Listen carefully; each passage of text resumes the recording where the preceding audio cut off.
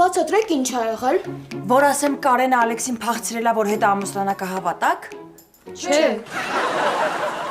Լիլիթ, ես հոգնել եմ, ինչքան պիտի սեն շարունակվի։ Ես ամբողջ օրը աղջկա շորերը հագնում եմ, գալիս եմ ձեր տուն, հիմա էլ ես գիշերանոցը։ Գիշերային ու ցերեկային կրեմները սկսել եմ տարբերել իրարից։ Զուքանը գնալուց միշտ մեկին հետը ստանում եմ։ Էլ չասեմ, որ իմ նկարված սերիալները նայում եմ ու լացս գալիս է։ Լացդ չի գալի նրա համար, որ դու աղջկա շորերով ես, այլ վատ ես խաղում, դրա համար էլ նայում ու լացում ես։ Արփի մի հատ ջնջի այդ վիդեոն։ Լիլիթ գժվել ես, պոտենցիալ ռեկընկնող վիդեո էր։ Արփի մի խանգարի, կինոյի ամենահետաքրքիր պահն է։ Ախր ինչքան պիտի սեն շարունակվի։ Հասկանում ես ինչ պատմության մեջ եմ ընկել ես։ Ինչի պիտի այդ Կարենը ինձ փախցներ ու ուզենար հետս ամուսնանար։ Լուրջ տենց ա եղել։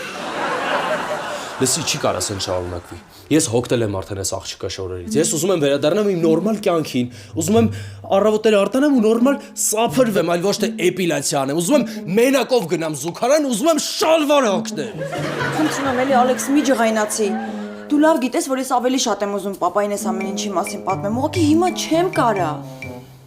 Չես կարա։ Լավ, ուրեմն ես հենց հիմա կգնամ ու իրան ամեն ինչ կպատմեմ։